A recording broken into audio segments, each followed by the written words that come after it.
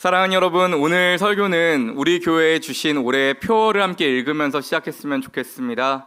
우리 이 표어인데요, 우리 잊지 않으려고 3번 같이 읽어볼까요? 시작! 책을 펼 때 일어서니라, 책을 펼 때 일어서니라, 책을 펼 때 일어서니라. 아멘. 우리 초등부 친구들 같이 해서 고마워요. 자, 책을 펼 때 일어서니라, 이 표어를 풀면 이런 의미가 됩니다. 책을 펼 때 말씀 앞에서 일어선이라는 2가지 중의적 의미예요. 첫 번째는 말씀 앞에 일어선다, 순종의 의미고요. 2번째는 말씀이 선포될 때 우리의 삶에 회복이 임한다는 의미입니다. 말씀 앞에서 순종과 회복의 한 해 되시길 간절히 축원합니다. 과거 우리 믿음의 선배들은 말씀 사경회를 통해 큰 은혜를 경험했습니다. 익히 여러분 아시는 대로 1907년에 평양 대부흥 운동이 있었고, 그 말씀 사경을 통해서 많은 사람들이 예수를 믿고 나라가 변화되기 시작했습니다. 사흘길을 걸어서 예배에 참여하는 경우가 허다했고요. 정부에서 일주일간 먹을 식량을 가지고 챙겨와서 도시로 와서 예배에 참석하고 말씀을 들었어요. 그렇게 말씀을 붙들고 기도함으로 영적인 부흥을 경험하게 되었고, 그렇게 성도님들의 삶이 변하고 복음의 영향력은 결국 민족을 변화시키기에 이르지요. 오늘 본문이자 올해의 표어인 느헤미야서 역시 하나님 말씀을 통한 놀라운 영적 부흥 사건을 우리에게 소개해주고 있습니다. 여러분, 느헤미야서 친숙하세요? 아마 우리 친구들 처음 만난 친구들도 있을 텐데, 느헤미야서는 포로에서 귀환한 이스라엘 백성들의 예루살렘 성벽 재건의 역사를 다룬 책입니다. 우리 초등부 친구들, 느헤미야서는요, 성벽 재건을 52일 동안 잘 감당하고 이것을 공사를 잘 마친 것을 기록하고 있어요. 여러분, 성벽 재건하는 공사를 한 게 느헤미야서라고 했는데 52일 동안 온갖 방해 공작이 있었지만 잘 마치거든요. 근데 여러분, 재밌는 건 거기서 성경이 안 끝나요. 성벽 재건 공사가 정말 다였다면 공사와 함께 성경이 끝났어야죠. 근데 끝나지 않고 계속 이어져요. 이유가 뭘까요? 더 중요한 게 남았다는 거예요. 그게 바로 오늘 본문 말씀이에요. 여러분, 불타버린 예루살렘 성벽을 52일 만에 재건하는 것이 외적인 재건, 외적인 회복이었다면 그 후에 더 중요한 게 뭐예요? 내적인 재건, 내적인 회복이 남아 있었어요. 신앙을 재건하는 일이, 회복하는 일이 남아 있던 겁니다. 여러분, 우리 교회는 작년 1월 셋째 주에 창립 예배로 시작을 했거든요. 아직 1년이 안 됐습니다. 그런데 교회가 이렇게 든든히 서게 되어 너무너무 감사해요. 여러분, 우리 교회를 한 번이라도 방문한 분들은 똑같이 이렇게 이야기하면 짠 것처럼 얘기해요. 뭐라고 얘기하냐면요, 등대교회가 아직 1년도 안 됐는데 이 사실이 믿기지 않는다라고 이야기합니다. 여러분, 더 놀라운 건, 여러분 못 믿는 것 같은데, 우리 교회를 한 번에 방문한 분들은 우리 교회 밖에서 자랑을 하고 다닙니다. 등대교회 예배가 살아있다고 이야기해요. 여러분, 밖에 있는 분들도 그렇게 자랑하는데, 여러분, 우리도 우리 교회에 대한 자부심을 가지면 좋겠습니다. 아멘. 선한 자부심 가지셔도 됩니다. 여러분이 교회거든요. 그렇게 지난 1년 동안 우리 교회가 든든히 서게 되어 참 감사해요. 작년 한 해 동안 새가족 몇 명 왔을까요? 아직 우리가 1년이 안 됐는데 2주 더 지나야 1년 되는 건데 138명 새가족이 등록했어요. 138명이 등록했습니다. 10분 중에 4분이 초신자예요. 처음 예수를 믿거나 오랫동안 신앙을 쉬었던 분들이 10명 중에 4명이 등록을 해요.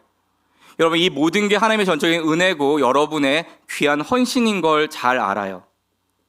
그런데 여러분, 외적인 모습은 이렇게 잘 세워졌지만 우리 교회 안을, 내부를 가만히 들여다보면 아직은 내적인 정비가 필요한 개척교회입니다. 우리 교회 봉사자들은 60분 정도 계시거든요. 이 60분의 봉사자가 중직이 돼서 200명의 성도님들을 섬기는 구조로 지금 가고 있어요. 건강한 교회일까요? 이분들의 헌신은 귀하지만 함께 예배하고 함께 섬기는 교회가 되면 더 건강한 교회가 되겠죠. 사랑하는 여러분, 제가 좋아하고 존경하는 목사님 중에 김동호 목사님 분이 있어요. 교회를 건강하게 세우는 분입니다. 이분이 높은 뜻 숭의교회란 교회를 개척할 때 우리처럼 숭의여자대학교를 빌려서 개척했는데 몇 명이 첫 주에 모였을까요? 이분이 설교 잘하기로 유명하거든요. 2,000명이 한 첫 주에 모였어요. 자, 2,000명이 처음 모여서 2,000명으로 시작했습니다, 교회가. 근데 이 교회가 특이한 것은 2년 동안 이 교회가 한 일은 딱 하나밖에 없었다는 거예요. 자, 2,000명이 누가 모였을까요? 교회를 건강하게 세우기 원하는 능력 있는 그리스도인들이 2,000명이나 한 번에 모인 거죠. 근데 이분들이 모여서 뭘 했냐면 2년 동안 아무것도 안 하고 주일 예배만 한 번 드렸어요. 여러분, 그 능력 있는 그리스도인들이 와서 더 많은 것을 감당할 수 있을 텐데 왜 2,000명이 모여서 2년 동안 예배만 드렸을까요? 여러분, 그렇게 훌륭한 그리스도인이 모여있으면 2,000명이 무슨 꿈을 꾸고 왔겠어요? 2,000명이 2,000개의 꿈을 갖고 오지 않았겠어요? 내가 교회 잘 세워보겠다. 근데 시작한 게 뭐예요? 우리 모두 다 이전에 교회에서 상처받았던 기억들이 있고 교회를 세우기 원하는 간절한 마음들이 있는데 이 마음을 하나로 모으는 시간이 필요했다는 거예요. 그래서 여러분의 꿈을 내려놓고 우리 주님의 꿈을 함께 꾸자고 2년 동안 함께 예배만 드렸어요. 영적인 회복을 먼저 그렇게 준비한 거죠. 여러분, 우리 교회는 어떨까요? 1년 동안 은혜 가운데 교회가 얼마나 든든히 섰는지 봉사 사역팀이 다 섰고 우리는 1년밖에 안 됐는데 1년도 아직 안 됐는데 초등부, 청소년부, 청년부가 있는 교회예요. 대단하죠. 근데 여러분, 우리도 250가지의 꿈을 꾸고 있어요. 이제 뭐 해야 될까요? 우리가 외적인 재건을 하나님의 은혜 가운데 성벽 공사처럼 잘했다면 우리 성경적인 교회예요. 느헤미야처럼 먼저 성벽을 세웠다면 이제는 우리 안에 신앙을 탄탄하게 하는 일이 더 중요하다는 거죠. 그렇게 올 한 해 말씀을 통해 우리의 신앙을 견고하게 세워가는 은혜가 있기를 간절히 축복합니다. 오늘 본문 느헤미야 8장 1절입니다. 사랑하는 여러분, 혹시 성경 가져오셨어요? 가져왔는데 오늘 아직 못 펴신 분도 있죠? 자, 못 펴신 분들 성경을 좀 펴보시겠습니까? 여러분, 성경 갖고 온 분들이 부끄러운 게 아니에요. 성경 갖고 온 분들이 대단한 겁니다. 여러분, 더 놀라운 게 뭔지 아세요? 오늘 온 가족 예배, 우리 초등부 친구들 같이 예배 드리는데 초등부 친구들 성경 갖고 다니는 거 아세요? 우리 초등부 친구들 화면 안 띄우고 성경 찾아서 봐요. 대단한 친구들이죠. 여러분, 오늘 말씀은 강해 설교라서 성경의 본문의 흐름대로 볼 겁니다. 성경을 같이 보시면 훨씬 더 유익이 좋습니다. 자, 느헤미야 8장 1절 말씀 우리 함께 읽겠습니다. 시작. 이스라엘 자손이 자기들의 성읍에 거주하였더니 일곱째 달에 이르러 모든 백성이 일제히 수문앞 광장에 모여 학사 에스라에게 여호와께서 이스라엘에게 명령하신 모세의 율법책을 가져오기를 청하매. 우리 박정 목사님 목이 메이셨어요. 자, 1절에 보시면 이스라엘 백성이 언제 모였죠? 일곱째 달 초하루라고 했죠. 자, 일곱째 달 곧 7월에 모였다는 겁니다. 왜 하필 7월에 모였을까요? 여러분, 이스라엘에게 7월은 대단한 의미 있는 달이거든요. 7월 1일은 나팔절, 7월 10일은 대속죄일, 7월 15일은 장막절, 초막절이라고 해서 이스라엘의 중요한 영적인 의미가 있는 날들이 몰려있는 달이 7월이에요. 근데 어디에 모였대요? 수문앞 광장에 모였대요. 네, 보라색 글씨 있죠? 수문앞 광장, 파란색 글씨. 자, 수문앞 광장은 예루살렘 동쪽 성벽 문에 있는 성문으로 이 수문은 정결과 소생을 의미하는 문입니다. 어떤 의미가 있다고요? 이 문이? 수문이? 정결과 소생의 의미가 있대요. 그럼 왜 여기에 모였죠? 성벽 다 재건하고 왜 다 여기에 모였죠? 수문에? 다 그 마음 갖고 모인 거 아니에요? 하나님, 내 삶도 세워지길 원합니다. 소생하길 원합니다. 회복되길 원합니다. 마음으로 그 수문 앞에 다 모였다는 거예요. 여러분, 신년에 눈도 이렇게 많이 왔는데 왜 오셨어요? 여러분도 동일한 마음으로 오늘 신년 예배 오시지 않았어요? 하나님, 내 삶을 주님의 은혜로 세워주옵소서, 우리 가정을 세워주옵소서, 이 일터를 세워주옵소서 그 마음 갖고 오셨잖아요. 여러분, 이렇게 회복의 시작은 모이는 데서 시작합니다. 모이는 데서 시작해요. 여러분, 우리가 주중 예배 그동안에는 여기서 주일 예배만 드리다가 이 2주 전에 성탄 예배 화요일 날 드렸고 송구영 예배 수요일 날 드리니까 너무 어색한 거예요. 여기서 우리가 만나니까. 평일에 우리가 막 밤에 만나니까 이상한 거예요. 근데 여러분, 너무너무 좋은 거죠. 왜? 믿음의 사람들이 모이면 선한 힘이 생깁니다. 여기에 에너지가 생겨요. 사랑하는 여러분, 여러분의 예배의 자리, 기도하시던 자리, 은혜의 자리를 꼭 회복하시길 간절히 축원합니다. 다시 한번 본문 1절을 읽어볼까요? 시작.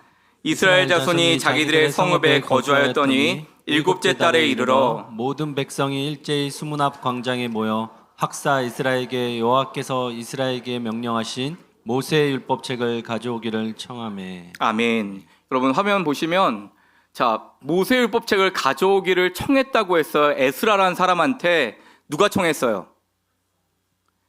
백성들이 청한 거예요. 목사님 설교 좀 해주세요라고 부탁한 거예요. 목사가 나와서 제 설교 좀 들어주세요 한 게 아니라 백성들이 말씀을 부탁한 겁니다. 여기서 에스라는 학사라고 해서 제사장 겸 서기관이었어요. 말씀에 능통한 사람이었는데 이 에스라에게 성경을 읽어달라고 한 거예요. 여러분, 우리가 성경책 이렇게 갖고 왔지만 에스라 시대 때는 두루마리 성경이었고 엄청 크고 무겁고 비쌌거든요.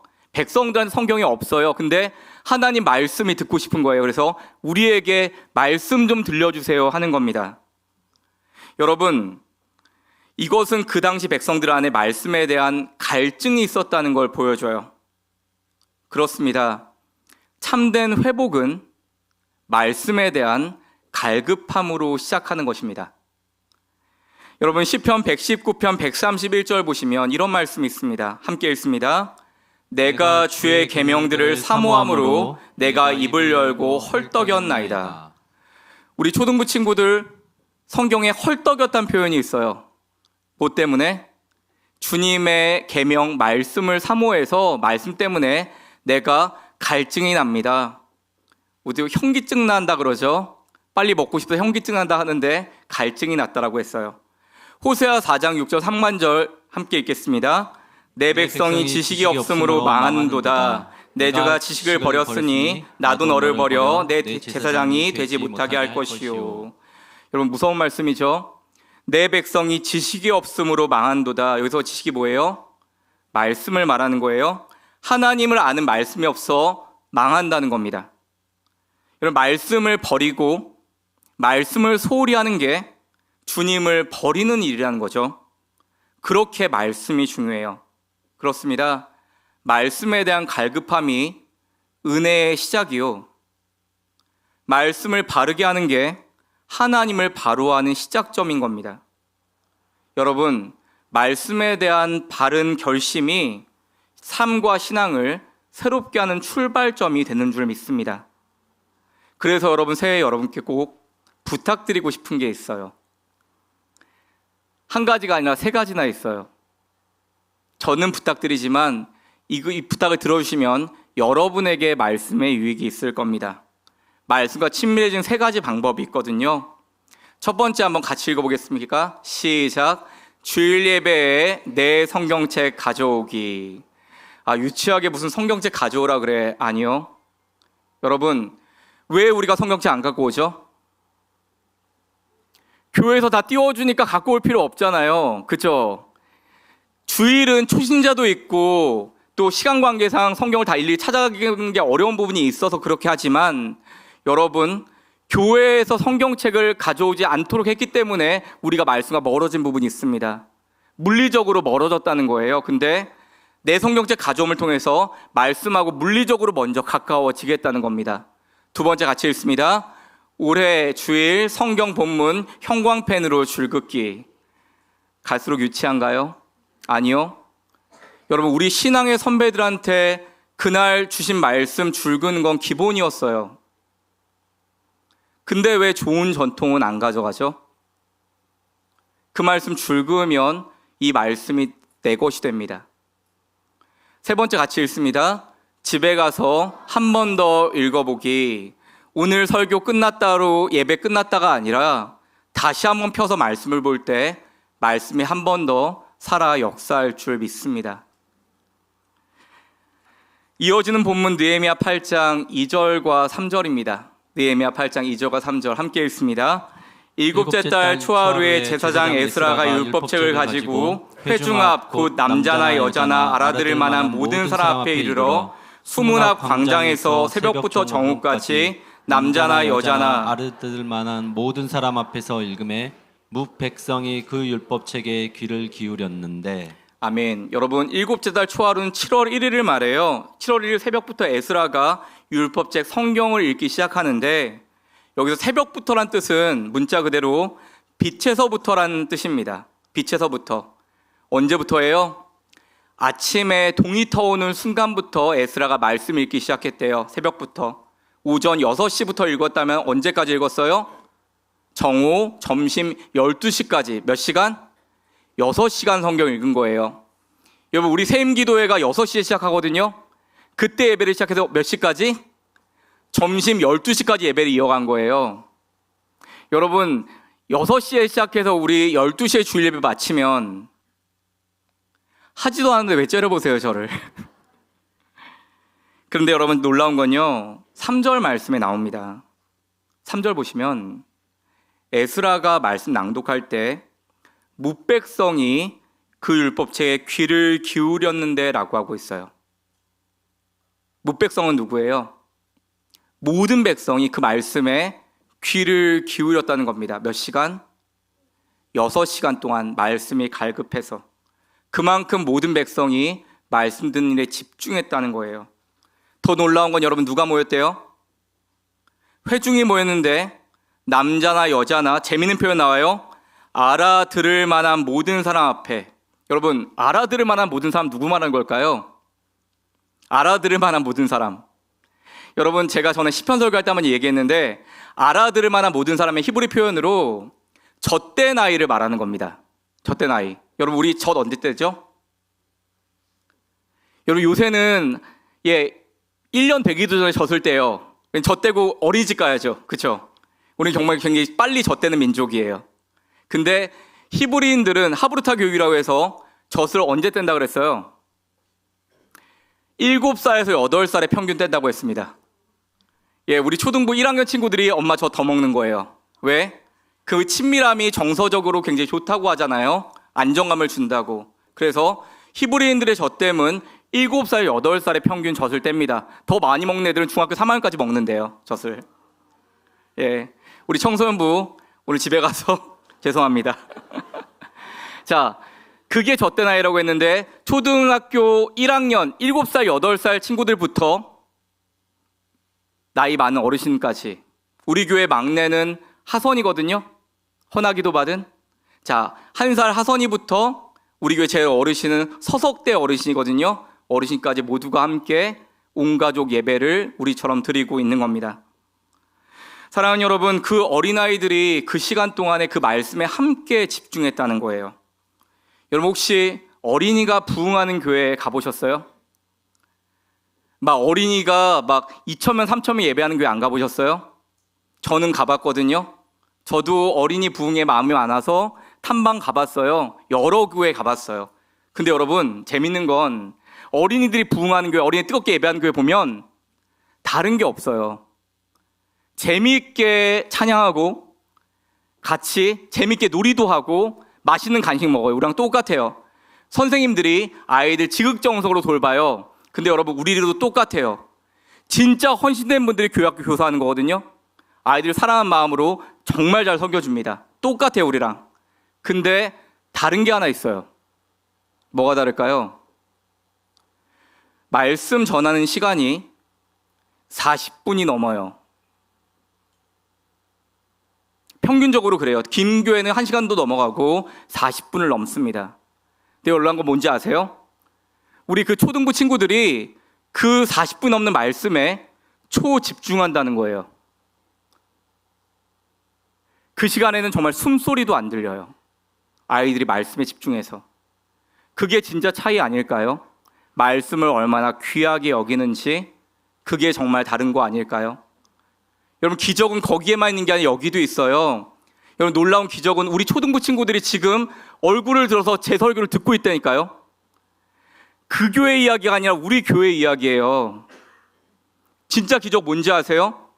여러분, 우리 청소년부 친구들이 이 시간 예배 드릴 때 핸드폰을 안 보고 예배를 드린다는 겁니다. 이거는 기적이거든요. 정말 여러분, 우리 교회 좋은 교회입니다. 좋은 교회예요. 예, 여러분이 너무 열심히 예배하는 모습 때문에 아이들이 부담스러워서 핸드폰을 못 봐요. 좋은 교회입니다.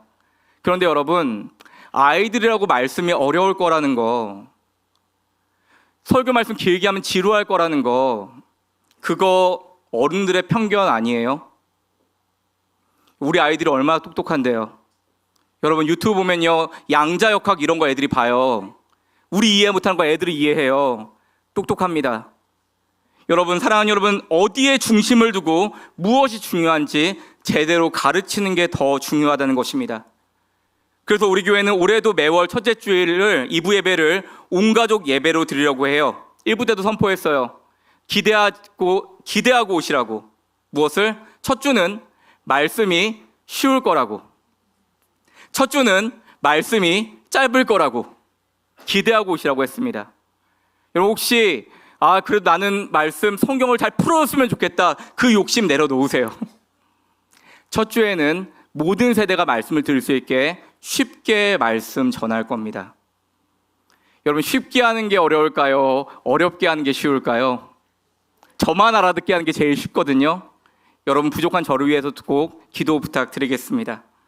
이어지는 본문 5절입니다. 함께 읽습니다. 에스라가 모든 백성 위에 서서 그들 목전에 책을 펴니 책을 펼 때 모든 백성이 일어서니라. 아멘. 우리 교회 표를 오늘 이 구절에서 가져왔어요. 책을 펼 때 모든 백성이 일어서니라. 여러분, 말씀 앞에 다 일어선다는 거죠. 여러분, 말씀 앞에 일어선다는 건 말씀의 최고의 권위를 인정하는 표현이에요. 즉, 무슨 의미예요? 말씀 앞에 선다는 게 하나님 앞에 선다는 거죠. 그래서 여러분, 우리 성경 공부 때 일어나는 겁니다. 오늘 디도가 말씀 선포할 때 우리 다 일어났잖아요. 여러분, 그냥 졸리니까 한번 일어나자가 아니고요. 하나님의 말씀 앞에, 하나님 앞에 우리가 마땅히 일어나는 겁니다. 우리 청소년부 친구들 동방정교회 알아요? 동방정교회라고 있거든요. 거기는 예배를 어떻게 드릴까요? 시작할 때 서서 예배를 드려요. 언제 앉을까요? 끝날 때까지 못 앉아요. 평일 미사가 40분인데 40분 서서 예배를 드려요. 자, 평일은 애교고요. 주일날은 짧으면 2시간, 길면 2시간 반 이상 예배를 드려요. 예배 드리신 분들 물어보면 동방종교 예배 은혜로운데 다리가 좀 아프다고 얘기합니다. 왜 서서 예배 드려요? 하나님을 경외함으로 예배 드리는 거죠. 말씀 앞에 그 마음으로 서는 겁니다. 이어지는 본문 6절입니다. 함께 읽습니다. 에스라가 위대하신 하나님 여호와를 송축하며 모든 백성이 손을 들고 아멘 아멘 하고 응답하고 몸을 굽혀 얼굴을 땅에 대고 여호와께 경배하니라. 아멘. 몸을 굽혀 얼굴을 땅에 대고 경배했다는 건 하나님을 높이는 거죠. 자신을 낮추고 하나님을 높이는 모습이죠. 저는 지금도 잊지 못하는 한 신방이 있는데요. 제가 34살 철없는 그 나이에 교구 목사가 처음 됐는데 처음 대신방을 갔어요. 신방은 뭐냐면 우리 친구들 그 집에 가서 하나님 말씀 나누는 걸 신방이라고 해요. 자, 신방을 갔는데 저희 그때는 구역장이셨거든요. 저희 목사님이. 구역장님이 막 저를 재촉한 빨리 가야 돼 목사님. 왜 그러냐고 물어보니까 90세 넘은 할머니가 30분 일찍 나와서 밖에서 기다릴 거라고 막 저를 재촉하는 거예요. 그래서 열심히 갔더니 정말 허리가 꼬부라진 90세 할머니가 문 앞에 나와서 기다리고 있는 거죠. 그래서 제가 가서 인사했더니 이 허리 꼬부라진 할머니가 머리가 땅에 닿을 정도 인사를 하시는 거예요. 얼마나 부담스러운지 인사를 하고 안으로 들어갔는데요. 이상한 게 집 바닥이고 벽이고 농이고 번쩍번쩍한 거예요. 왜 번쩍번쩍할까요? 얼마나 쓸고 닦고 하셨는지 신방받는다고 집이 전체가 광이 나더라고요. 자, 방 안으로 인도했는데 방 안에는 까만색 교자상이 놓여져 있는데 거기에 귤이 다보탑처럼 쌓여 있어요. 다 먹고 가야 된대요. 저 죽었어요. 자, 그 다음에 다시 한번 이 할머니가 무릎을 꿇고 앉으시더니 머리가 바닥에 닿도록 한 번 더 90도로 인사하시는 겁니다. 저도 같이 인사했어요. 아, 부담스럽다. 왜 이러시지? 제가 같이 인사하다가요, 제가 갑자기 소름이 돋았어요. 이 할머니가 지금 저한테 신방받는 게 아니더라고요. 이 할머니 왜 이러는 걸까요? 이 할머니는 저한테 신방받는 게 아니라 하나님께 신방을 받고 계시더라고요. 여러분, 신방은 하나님 말씀을 받는 날이라고 했거든요. 이 어르신이 그거 하는 겁니다. 젊고 연소한 목회자가 와서 하나님 말씀 전해준다고 하나님께 신방을 받고 있는 거예요. 그때 제가 깨닫게 됐어요. 하나님을 예배한다는 건 겸손한 마음 없이는 불가능한 거구나라는 걸 할머니 통해 배우게 됐어요. 요한복음 1장 14절에 이런 말씀이 있습니다. 함께 읽습니다. 말씀이 육신이 되어 우리 가운데 거하심에 우리가 그의 영광을 보니 아버지의 독생자의 영광이요 은혜와 진리가 충만하더라. 아멘. 말씀이 이 땅에 아니라 육신이 된 게 예수님 성육신이라고 하거든요. 근데 이 어르신은 그 비밀을 아는 거예요. 말씀이 육신이 되어서 오늘 우리 집에 오셨다, 하나님 말씀으로 임했다, 그 마음 가지고 신방 받는 겁니다. 여러분, 그런데 그 어르신만이 아니라 우리 신앙의 선배들 다 그렇게 신방 받았거든요. 오늘 하나님 말씀 받는 날이라고. 근데 여러분, 이 할머니와 우리의 차이는 뭐죠? 여러분, 유튜브만 켜도 얼마나 설교가 많아요. 홍수처럼 많죠. 여러분, 그거 클릭하면서 그런 마음 갖지 않으세요? 이 목사님 오늘 설교 잘할래나? 말씀 잘 전할라나? 쪼갤라나? 내 귀에 듣기 좋은 설교, 오늘 설교 좀 괜찮네. 오늘 설교 망했네. 아니네. 사랑하는 여러분, 매주일 여러분이 예배를 하나님이 나에게 주신 말씀으로 받는다면, 하나님 말씀을 받는 시간으로 정말 여긴다면, 말씀을 대하는 우리의 자세, 예배를 드리는 우리의 자세가 바뀌게 될 것입니다. 여러분, 예배의 회복이 그리스도의 회복이라고 했는데 진정 그것이 우리가 새해 회복해야 할 우리의 참모습이 아닐까요? 오늘 이스라엘 백성들이 바로 그와 같은 경험을 하고 있는 겁니다. 이어지는 본문 8절과 9절 상반절입니다. 함께 읽습니다. 하나님의 율법책을 낭독하고 그 뜻을 해석하여 그 백성에게 그 낭독하는 것을 다 깨닫게 하니 백성이 율법의 말씀을 듣고 다 우는지라. 아멘. 여러분, 하나님 말씀을 전하는데 옆에서 동시통역하는 거예요. 왜 동시통역할까요? 70년 포로 생활 거치고 왔더니 모국어를 다 잊어버린 겁니다. 이들이 어떤 처지인지 아시겠죠? 정말 회복이 필요한 사람들이었거든요. 그들을 위해서 레위인들이 함께 옆에서 말씀을 풀어서 같이 통역해 주는 거예요. 그 말씀을 들으면서 백성들이 다 울었다는 겁니다. 잠시 눈물 보인 게 아니라 흐느끼며 한참 울었대요. 뭐가 그렇게 슬펐을까요? 말씀을 들으니까요, 하나님을 다시 바라보게 되고 하나님과 상관없이 살아왔던 내 모습을 돌아보게 되고 다시 내가 하나님 말씀과 정반대로 살고 있었다는 걸 깨닫게 되는 겁니다. 정말 하나님 앞에 흘리는 반성과 회개의 눈물인 거죠. 사랑하는 여러분, 우리가 보통 하나님 처음 만날 때 경험하는 게 있습니다. 물론 저도 그랬어요. 먼저 하나님 말씀을 듣고 말씀 통해 하나님을 처음 만나고 감동될 때 하나님의 위대하심과 그 놀라움, 그 커다란 하나님을 보고 감격합니다. 야, 진짜 하나님 굉장히 크신 분이네, 대단한 분이네, 놀랍니다. 그런데 여러분, 그 다음에 뭘 보게 돼요? 크신 하나님을 본 다음엔 나를 보게 돼요. 작고 죄 많고 연약하고 구제불능인 나를 보게 돼요. 그러면 이런 죄인이 하나님 앞에 설 수 없는데 하는 그 절망감에 눈물로 회개하게 됩니다. 주님, 저는 주님 앞에 나갈 수 없는 죄인입니다. 저는 구제불능이에요. 그런데 십자가의 용서를 통해서 다시 우리를 품어주시는 하나님의 용서를 경험하고 나면 다시 한번 감사와 기쁨의 눈물을 흘리게 되는 것입니다. 오늘 이스라엘 백성들이 그걸 경험하고 있었던 거예요. 사랑하는 여러분, 혹시 우리 중에 아직까지 이런 경험이 없는 분이 여기에 계시다면 올해는 꼭 주님을 눈물로 뜨겁게 만나는 경험이 있기를 간절히 축복합니다.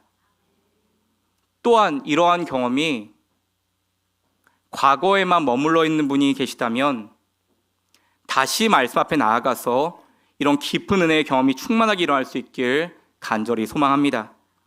그렇게 말씀을 듣고 반응하는 것이 하나님을 만나는 반응이고 그 진실한 반응인 순종을 주님께서 올해 회복으로 이끌어 가실 줄 믿습니다. 말씀을 맺으려고 합니다. 여러분, 오늘 마지막 본문 느헤미야 8장 10절 말씀이 있는데요. 이 10절 말씀의 파란 글씨는 여러분이 평생 알면 여러분에게 든든한 힘이 될 수 있는 말씀이에요. 파란 글씨만 같이 읽습니다. 시작. 여호와로 인하여 기뻐하는 것이 너희의 힘이니라. 아멘. 오늘 성경은 여호와로 인하여 하나님을 기뻐하는 것이 우리의 힘이 된다라고 말씀합니다. 그렇습니다. 신앙은 주님을 기뻐하는 것입니다. 주님이 주시는 것보다 주님을 기뻐하는 것입니다. 여기서 힘이라고 하는 건 방파제, 피난처, 요새를 말해요. 우리를 궁극적으로 보호해 줄 수 있는 분은 오직 피난처, 방파제, 요새가 되어주시는 하나님밖에 없습니다. 그래서 하나님을 기뻐하는 것이 우리에게 힘이 되는 것입니다. 하나님 바라는 말씀 안에 소망 찾을 때 그 어떤 슬픔이라도 다시 이겨낼 수 있는 줄 믿습니다. 제가 좋아하는 몇 가지 신앙의 격언 중에 이런 말씀이 있어요. 말씀은 우리를 우는 자리에 놓아두지 않는다. 한번 같이 읽어볼까요? 시작. 말씀은 우리를 우는 자리에 놓아주지 않는다. 성탄절에 그런 말씀 전했거든요. 우리 초등부 친구들에게도 가장 아픈 삶의 자리가 있다고, 가장 어려울 때 내 힘으로 어찌할 수 없는 게 큰일이라고 했잖아요. 우리 초등부 친구들이 언제 제일 힘들다고 했어요? 부모님이 싸울 때 우리 친구들이 제일 힘들대요. 부모님이 싸우고 있는데 그거 내가 어떻게 말릴 수가 없어서 가장 힘들다고 합니다. 우리 청소년부 친구들 언제 제일 힘들다고 했어요? 내가 위기에 처했는데 우리 부모님도 아무도 나를 도와줄 수 없다고 느낄 때가 힘들다고 했어요. 여러분, 우리의 삶에 슬프고 아픈 삶의 자리가 있죠. 아까 우리 전사님께서 인도하시면서 그저 해만 바뀐 거라고, 2024년, 2025년만 바뀐 거라고, 그러한 삶을 살고 있는 분이 여기에도 있을 거라고 그렇게 말씀하셨는데, 여러분, 2024년, 2025년 해만 바뀐 분들도 여기에 있죠. 그런데 여러분, 말씀을 붙잡으면 말씀이 우리를 우는 자리에서 다시 일으킨다는 것입니다. 그런데 여러분, 죄송합니다. 전제가 있어요. 말씀이 우리를 살리는 능력이 되려면 전제가 있습니다. 어떤 전제요? 여러분이 선포되는 말씀을, 소그룹에서 나누는 말씀을, 우리 선생님들이 전해주는 말씀을 진짜 하나님 말씀으로 받으셔야 돼요. 성경에 적혀있는 문자의 말씀이 아니라, 그거 우리 엄마가 좋아하는 말씀, 우리 아빠가 붙드는 말씀이 아니라 나에게 주신 말씀으로 붙잡을 때 그 말씀이 살아 우리의 삶을 인도하는 줄 믿습니다.